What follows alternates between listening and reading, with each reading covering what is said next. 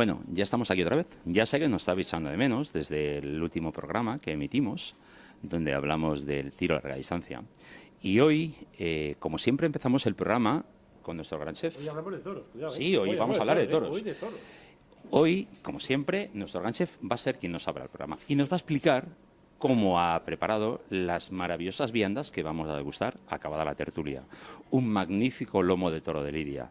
Y la cámara nos va a seguir y nos vamos a dirigir hacia él. Auténtico lomo de toro de Lidia, cedido por nuestro gran amigo Raúl Sánchez de Cárnicas Dive y procedente de Las Ventas. Sí, porque además, que no todo el mundo puede decirlo. que sepáis que este lomo que vamos a degustar hoy viene directamente desde la Plaza Toro de Las Ventas, de los pasados festejos. Como de nuestro invitado Victorino.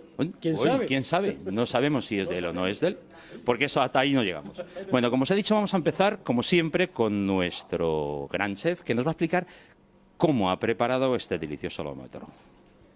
Bueno, pues vamos a empezar por el lomo, y lo hemos confitado a 70 grados durante 12 horas. Entonces, este es el resultado. Al ser carne de Lidia, estaba muy dura. Entonces, al estar a 70 grados durante 12 horas, hemos conseguido ablandarlo y dejarlo mucho más que se pueda comer. Por lo tanto, este es el resultado que tenemos. Un día entero a 70 grados, a baja temperatura, en Roner. Hemos conseguido que esta carne quede tierna, pero mantenga todo su profundo sabor. Sabores y todo su... que se pueda comer perfectamente, ¿vale? Entonces, si queréis, os explico un poco la guarnición que le hemos hecho. Hemos hecho una espuma que lleva calabacín y apio, que es una espuma en sifón, la cual hemos metido un poquito de gas. Después hemos también elaborado un puré de patata al estilo robuchón, y luego hemos hecho un cremoso de yuca. Entonces, bueno, si queréis podemos empezar a montar el plato, y si queréis os voy explicando un poco pues todas las cualidades de la carne de Lidia que me dijiste que querías, ¿no? Sí, por supuesto. Un poquito, pues vamos a abrirlo.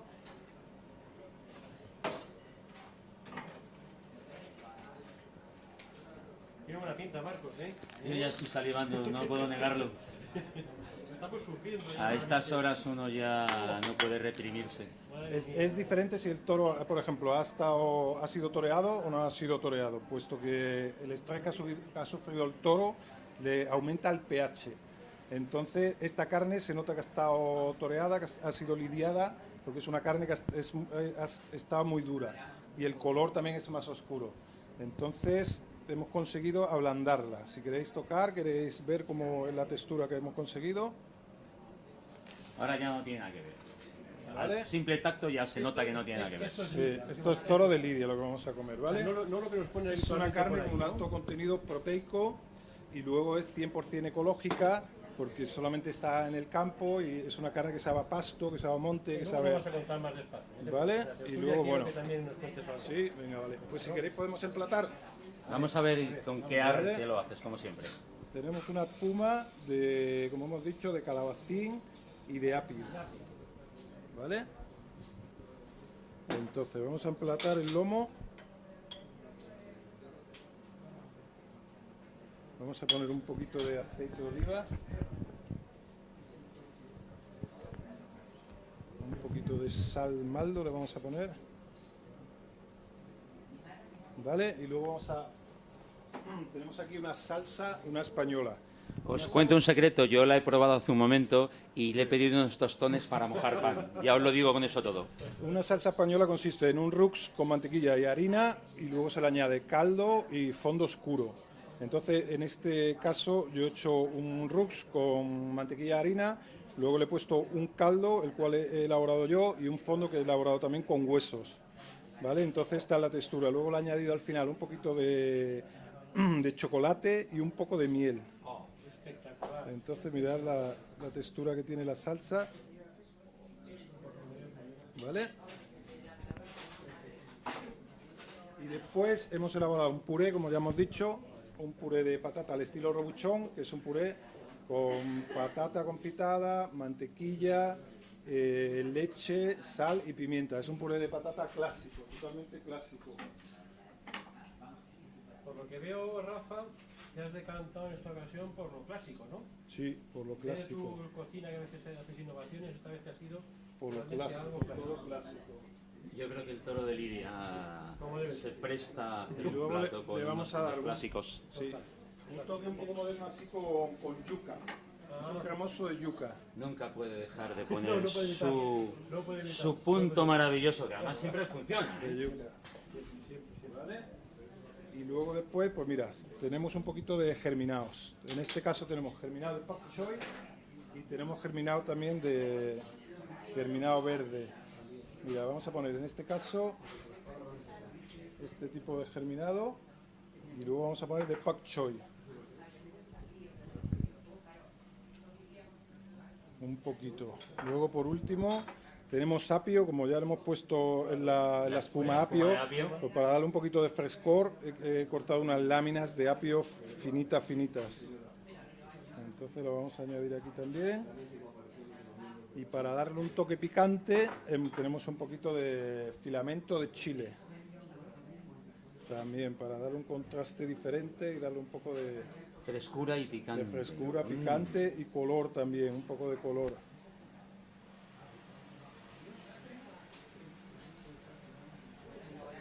Y yo creo que este sería el plato, entonces. Un poquito de aceite de oliva. Que no falte. Vamos a poner unos puntitos de teriyaki. ¿Esto lo tienes en tu carta habitualmente, Rafa? Normalmente lo tenemos en la carta. Ajá. No hay que pedirlo antes, lo tienes. Normalmente lo tenemos en la carta. Recordar, esto está ocurriendo ahora mismo en Palique, donde podéis degustar estos maravillosos platos. Hay que decir que hay veces que uno va a comer un lomo de vaca y muchas veces, sin saberlo, te pueden poner un lomo de toro. ¿Sabes? Que esto ocurre en restaurantes. Con lo maravilloso que sería decirles que van a consumir un lomo de toro en vez de un lomo de vaca. Pero esto está pasando hoy en día. Está pasando como antiguamente pasaba con la carne de cerdo, que la carne fresca de cerdo, por ejemplo, no se utilizaba para nada. Y hoy en día está el secreto, la presa ibérica, todo esto que se utiliza. Entonces, pues, este sería el plato, ¿vale? No es un primer plano del plato para que nuestros oyentes vean y saliven con lo que vamos a degustar nosotros dentro de un rato. ¿Qué os parece? Yo creo que esto no tiene desperdicio. Os prometo contaros después lo que he sentido y lo que he disfrutado con ello. Rafa, eres un artista, siempre te lo digo y nunca me cansaré de ello. Es usted un maestro. Un día vamos a tener que hacer tutoriales de cocina con Rafa, para que nos enseñe a cocinar, porque ya lo habéis visto. Y además es un gran maestro en la baja cocción, y él sabe que yo soy un enamorado de la baja cocción. Pues hola amigos, otra vez estamos con vosotros para presentaros una de nuestras tertulias camperas. Esta vez, como corresponde, ya que sabéis que alternamos una tertulia de caza, otra de toros, ya ha tocado el turno a los toros, a la lidia. Y en esta ocasión nos vamos a dedicar a un elemento fundamental, que es el toro de lidia, para analizar su pasado, su presente y su futuro. Tema muy importante en los tiempos que corren. Tenemos que pensar en el toro como en algo más que un elemento básico para la tauromaquia. El toro es mucho más, como digo, tiene muchos más valores medioambientales, económicos y sociales. Para entrar un poco en el tema, os contaremos que la raza bovina lidia está reconocida como raza autóctona lidia y está formada en la actualidad por las 5 castas fundacionales que eran Gallardo, Vazqueña, Cabrera, Navarra y Vista Hermosa, que cuentan a su vez con un total de 28 variedades o encastes de cada una de ellas, ¿vale? Esta raza es ahora mismo única en el mundo. Actualmente en nuestro país habría cerca de 1000 explotaciones ganaderas de raza de lidia, con más de 200.000 ejemplares en total de ellas. Todas ellas inscritas en el libro genealógico de la raza bovina de lidia y que ocuparían en torno a las 250.000 hectáreas de les. Son las hembras que estamos hablando. Sumando España y Portugal, 500.000. Exactamente. Bien. Como decimos, como os he dicho al principio, el toro de lidia no hay que reducirlo sencillamente a la tauromaquia. Va unido a muchas más cosas. El mantenimiento de las dehesas, luego hablaremos de todo esto en más profundidad, Si no fuera por el toro de Lidia, las dehesas evidentemente no seguirían vivas. Es cultura, es una economía. En torno a ella hay muchas familias que viven de todo ello, de todo lo que se mueve, de todo su entorno. Y luego también hay otros elementos, otros aprovechamientos que están teniendo últimamente mucha pujanza, mucho auge. Hoy nos hubiese gustado contar con la presencia de un buen amigo que es Berasategui, el cocinero, que es un gran defensor de la carne de Lidia. No puede estar por temas de está fuera de España, entonces es imposible, pero es una puesta en valor de otro elemento más del toro de Lidia, su carne. También hablaremos de ello con un gran chef, con nuestro chef de cabecera, vamos a llamarlo así, que es Rafa Cabrera, que nos contará también un poquito esa carne, qué valores tiene, por qué tenemos que consumirla. Pero bueno, para no extendernos más, vamos a contar como siempre con algunos de nuestros contertulios habituales. Solandada van der Wilde, ya conocida Gracias por por todos, invitarme otra vez. siempre bienvenida, lo sabes. Ella es la directora de la Fundación Amigos del Águila Imperial, Lince Ibérico y Espacios Naturales privados, matiz importante, privados. Ella es, por supuesto, una gran aficionada al mundo de los toros y nos puede hablar y nos hablará muy bien de la importancia que tiene el toro en el campo, en estas dehesas y en todo lo que representa para el mantenimiento de estos espacios naturales.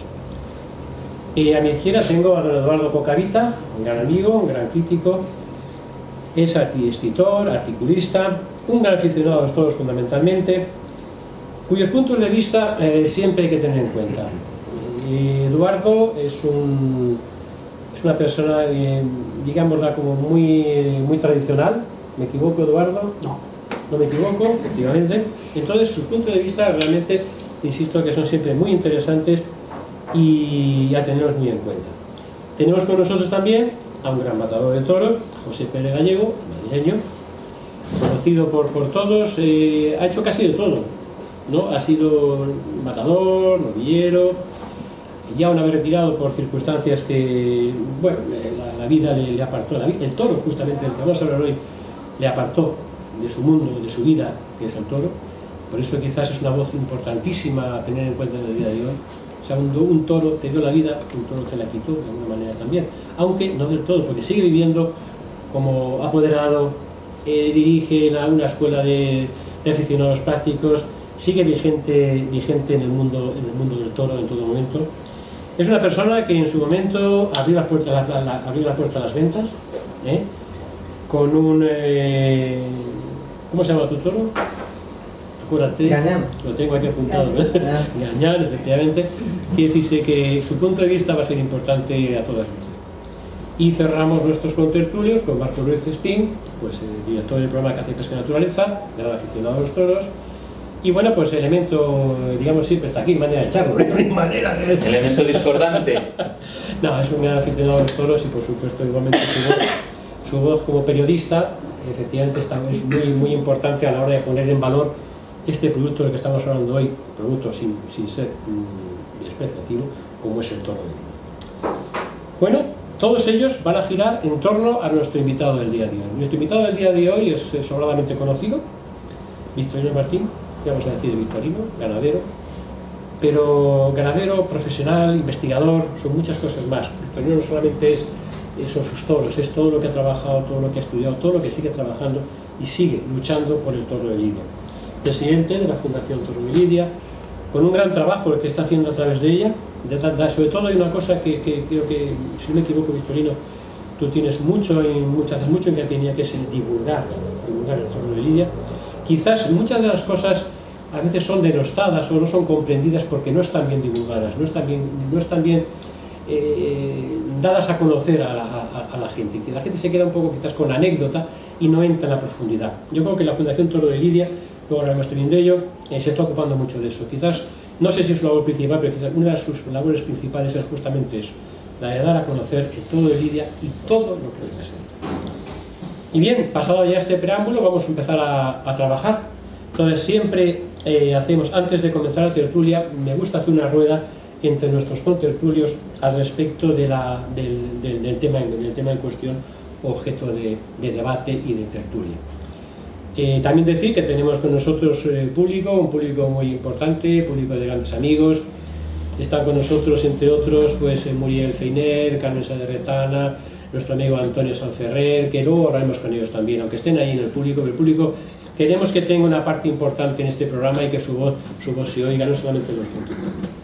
Pues si os parece comenzamos. Sol, cuéntanos tu opinión brevemente respecto al tema que nos ocupa. Muy breve. El toro como vigilante de la dehesa. Esa frase se la he leído a Carlos Núñez en un artículo y la dehesa, pieza fundamental en la biodiversidad de nuestro país, con lo cual conservar el toro es conservar el país. Me parece que por ahí va a ir mi aportación. Efectivamente, quizás un poco iría en contra de lo de que no es un tema, como decirte, bien visto de manera medioambiental, todo lo contrario. Todo lo contrario. Madrileño, te dejamos más minutos que los demás para que nos des tu opinión sobre el toro de Lidia. El toro de Lidia representa España, su cultura, campo, representa muchos puestos de trabajo, una cantidad de valores impresionantes en las personas que están dentro del mundo del toro.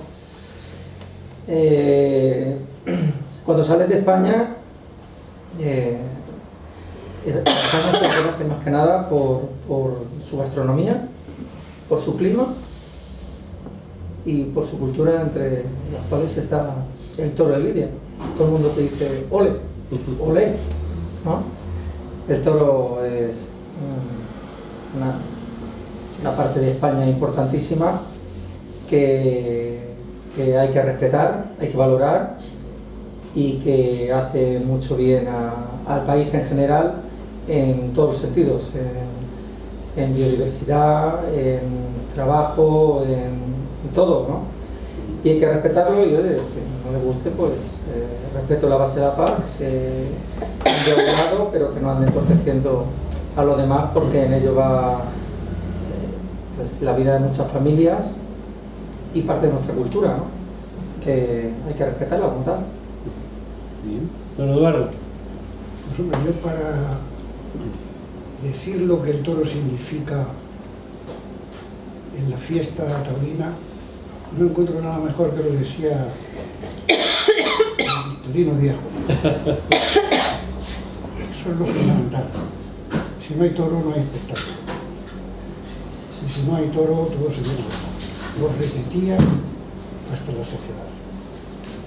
Como se trata de la evolución del toro, pues yo te diré que estamos pasando de lo que fue una fiera histórica a lo que fue un animal silvestre, y vamos a terminar, yo llamo en un artículo que escribí hace poco, la última fiera amansada.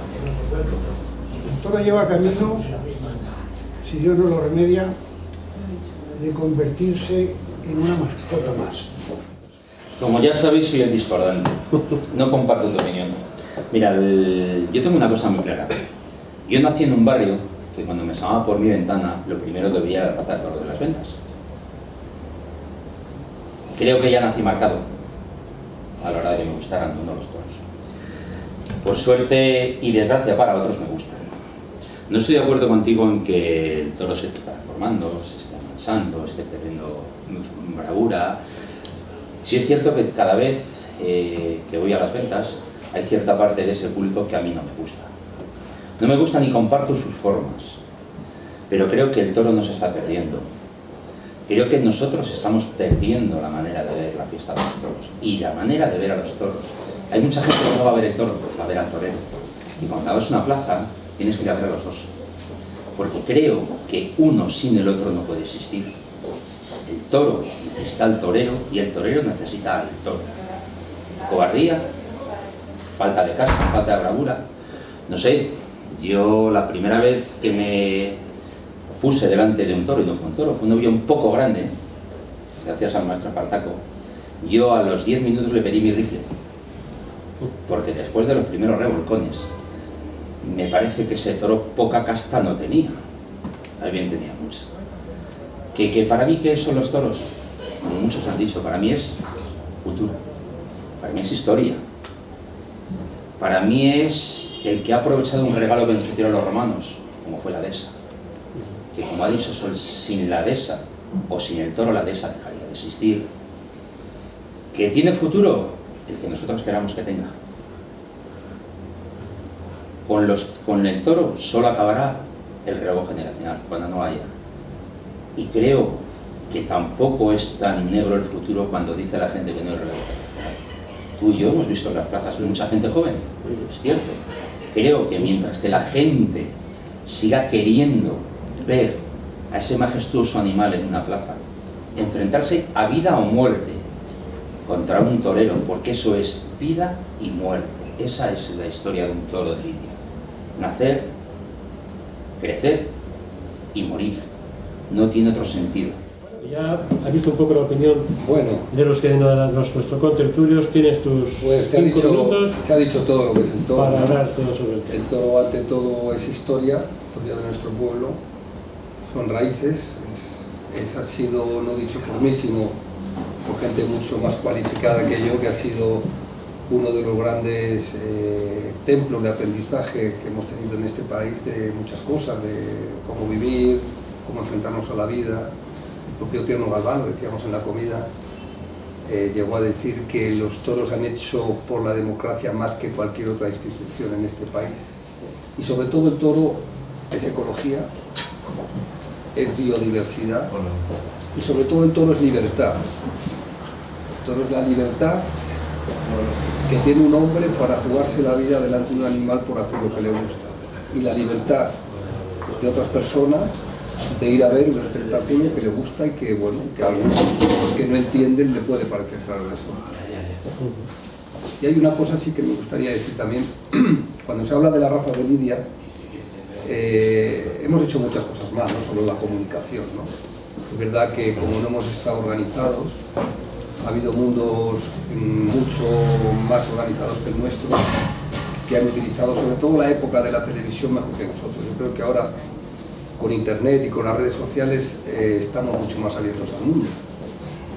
Los toros, desde una parte muy concreta del planeta, que ha sido el mundo anglosajón, que ha sido el que ha dominado las corrientes de influencia del planeta durante los últimos 100 años, pues a los toros se les ha tratado mal, se les ha estigmatizado y se ha ido contra ellos, pues porque no se han entendido, ¿no? Y porque no era parte de su mundo, ¿no?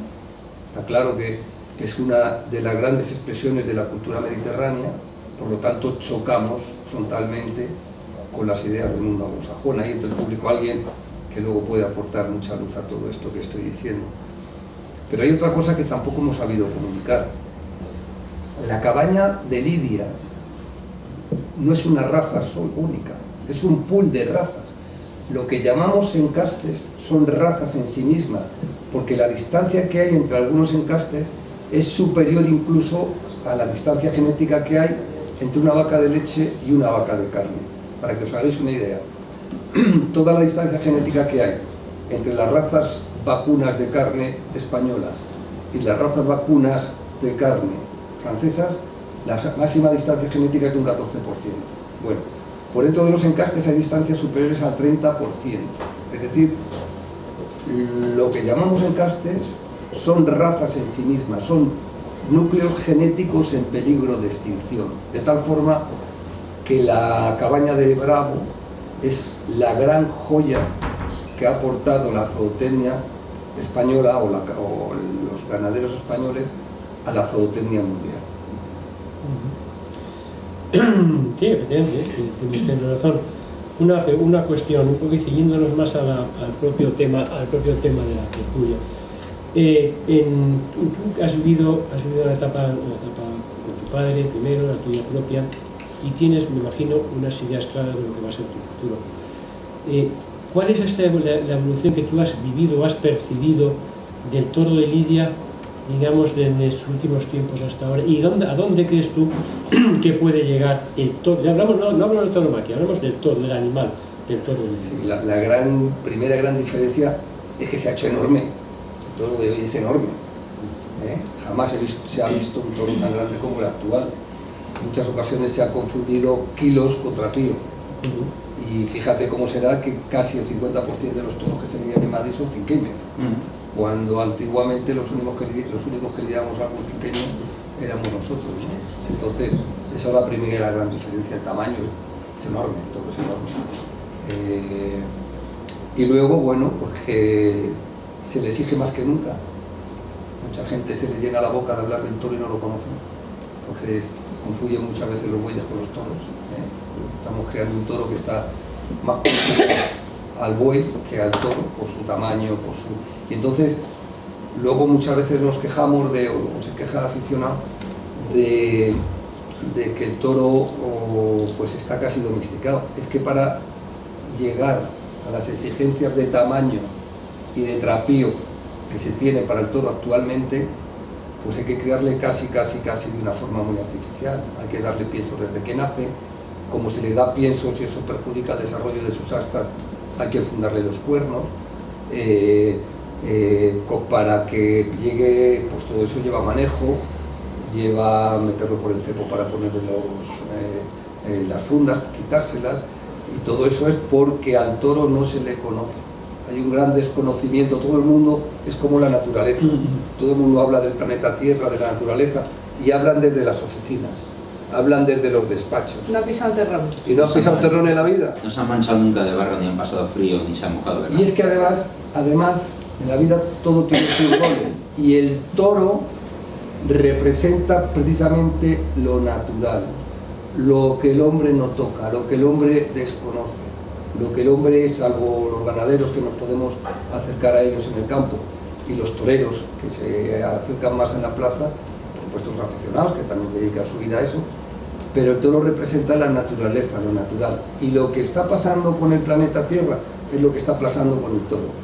Todo el mundo habla del planeta Tierra, de la viabilidad de la Tierra, y hablan desde los despachos, con un desconocimiento total y absoluto. Con el toro pasa igual. Se exige un toro inmenso, gigantesco, que tome unos puyazos que son terribles, que aguanten unas faenas de 300 muletazos, que los peones le choquen contra los burladeros, que le peguen 20 capotazos para colocarlos en banderilla. Y entonces ese toro, pues casi como de forma natural no existe. Hay que hacerlo casi de forma artificial, porque de forma natural ese toro que pese 600 kilos, que tenga dos pitones muy grandes y que además aguante una lidia tan larga, pues tiene que ser un poquito artificial, si no sería imposible. ¿Qué te parece?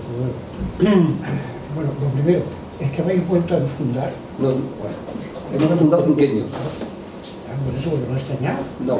Porque fuisteis de los que... Nosotros, nuestros cuatreños no se infundan, pero los toros que pasan a cinqueños, como no los infundemos, no se lidian. O sea, ahora mismo la política de vuestra ganadería es enfundarlos. No. El toro que lo necesita se le enfunda, porque... Una selección. ¿Eh? Una selección para enfundar. Te lo marca el animal, tú lo ves. Yo estoy día a día con ellos.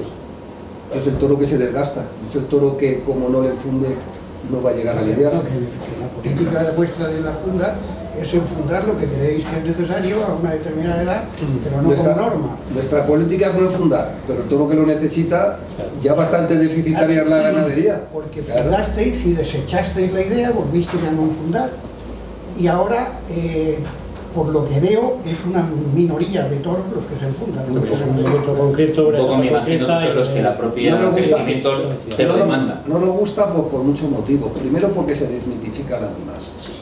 Es lo que he dicho, el animal representa lo natural, lo que el hombre no toca, las fuerzas naturales, eso es lo que representa el animal. Si le enfundas le desmitificas completamente, ¿no? Aunque sea para proteger el cuerpo en este caso. Es que como no le enfundes no lo lidias, claro, porque las exigencias que hay de, oye, nosotros hemos sido, no somos dudosos, nosotros hemos sido paladines y defensores a ultranza de la integridad del toro y de la integridad de sus astas como paradigma de la integridad del toro, que hay otras partes que hay que cuidar, ¿no? Para cuidar la integridad del toro, no solo las astas, ¿no? Pero nosotros, como criamos los toros, y fíjate que bueno, somos exquisitos, pues como los cinqueños algunos cinqueños no se enfunden, no se lidian, se pondrían romos, se pondrían historia Sí, claro. para Rejones.